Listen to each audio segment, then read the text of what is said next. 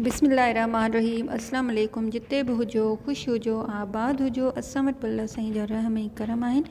अॼु असां ठाही आहे मिठी रेसिपी। जी हा बिल्कुलु, अॼु असां ठाहियूं था कस्टर्ड, उहो बि येलो कलर जो ऐं मैंगो फ्लेवर जो। जेको सिंधी घरनि में कस्टर्ड रेसिपी ठाही वेंदी आहे उहा वेरी ईज़ी रेसिपी हूंदी आहे ऐं ॾाढी टेस्टी ऐं डिलीशियस हूंदो आहे। अॼु तव्हांखे ॿुधायूं त सिंधी घर में कस्टर्ड कीअं ठाहियो वेंदो आहे ऐं उनखे ठाहिण लाइ असांखे कहिड़ियुनि कहिड़ियुनि शयुनि जी ज़रूरत पवंदी। त सभ खां पहिरीं जंहिं शइ जी मूंखे ज़रूरत पवंदी उहो आहे खीर। हिते मां 1 किलो खीर जो खणां थी, कचो हुजे या कड़ियल उन सां को फ़र्क़ु नथो पवे। उनखां अलावा कस्टर्ड पाउडर, कस्टर्ड जो मां जेको पैकेट घुरायो आहे उहो असांखे मिलियो आहे मैंगो फ्लेवर में। तव्हां पंहिंजी पसंदि जो कस्टर्ड को बि घुराए सघो था। हिन कस्टर्ड मां मूंखे 4 अदद कस्टर्ड जा पाउडर जा चमचा खपनि पिया, मां कढी वरिता आहिनि। उनखां अलावा 1 कोप खंड जो, सैन जो अधु कोप जेके आम नॉर्मल पैकेट में मिलंदियूं आहिनि, हिन खे असां बॉयल करे इस्तेमालु कंदासीं। सजावट लाइ कुझु दाणा बादामनि जा खयां आहिनि। खुशबू जे लाइ कुझु सना फ़ोटा खणी वरिता आहिनि। कोकोनट या लूंगी, इनखे मां कटे करे इस्तेमालु कंदसि। किशमिश जा दाणा सजावट लाइ इस्तेमालु कंदसि।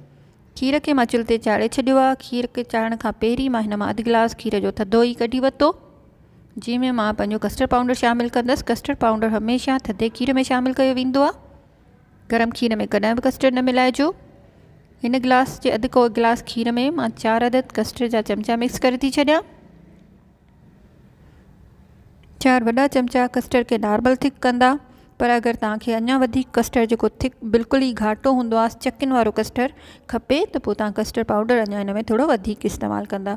पर नॉर्मल थिक करण लाइ कस्टर्ड जा 4 चमचा 1 किलो खीर में बिल्कुलु पूरा ई मुनासिबु आहिनि। हिन खे चङी तरह घुमाए वठो त हिन में का बि ॻोड़ी न रहिजी वञे। जीअं हिनखे मिक्स करण खां पोइ मां खीर में शामिलु थी करे छॾियां सना फ़ोटा। सननि फ़ोटनि जो मां जेको आहे सो मुंहुं खोले छॾींदसि, त जीअं उहे पंहिंजी ख़ुशबू खीर में चङी तरह छॾे ॾियनि। खीर असांजो हल्की बाहि ते कढ़ी रहियो आहे।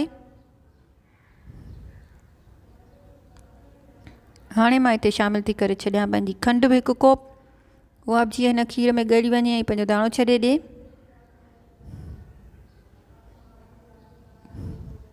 खंड खे ॻारण खां पोइ मां हिन में शामिलु कंदसि सयूं। सयूं मां चङी तरह उॿारे वरितियूं हुयूं। अगरि थोरियूं कचियूं बि रहिजी वियूं हूंदियूं त उहे हिन खीर में वधीक पची वेंदियूं। हिन खे बॉयल करे सयुनि जो ॿियो एक्स्ट्रा पाणी मां हारे छॾियो हुयो।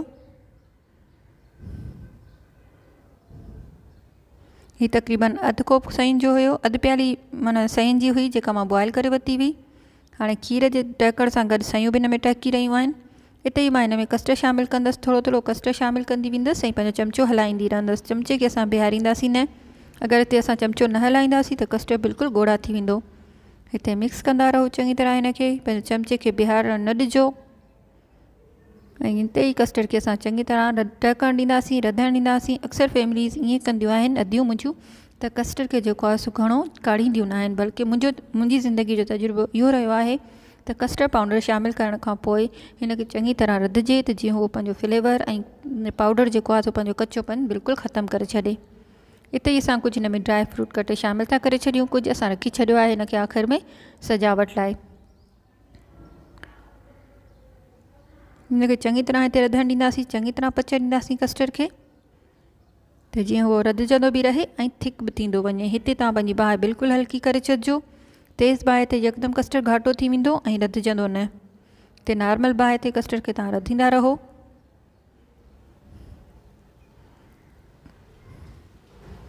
एतिरी अहिड़े तरीक़े सां जीअं असांजो तव्हांखे नज़र अची रहियो आहे त हू टहिकंदो रहे कस्टर्ड ऐं पचंदो रहे। शाम जी टाइम जी शॉर्टेज जी वजह सां असां तव्हांखे वीडियोस कटे कटे ॾेखारींदा आहियूं, पर हीअ तक़रीबन 20 खां 25 मिंट कस्टर्ड खे पचण में थी वेंदा आहिनि। चमचो गॾोगॾु खे थोरी थोरी देरि में हलाईंदा रहो, त जीअं उहो बिल्कुलु तरे खे लॻी न वञे ऐं कस्टर्ड नॉर्मल तरीक़े सां पचणु शुरू थी वञे। चमचो वक़्फ़े वक़्फ़े सां मुसलसल असां घुमाईंदा रहूं था। कस्टर्ड असांजो आस्ते आस्ते थिक थियणु घाटो थियणु शुरू थी वियो आहे, पर अञा असांखे वधीक घुर्बल आहे घाटो, त इन करे असां हिन खे अञा पचणु ॾींदासीं, त जीअं बिल्कुलु ई पची वञे, घाटो थी वञे।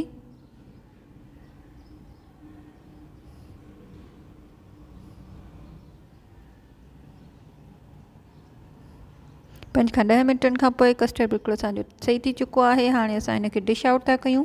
फ्रिज में रखण खां पोइ बिल्कुलु नॉर्मल घाटो थी वेंदो। असांजो कस्टर्ड बिल्कुलु रेडी आहे। हिन जे मथां असां बादाम किशमिश ऐं डुंगी लॻाए करे हिनखे सजाए करे रखी छॾियो आहे।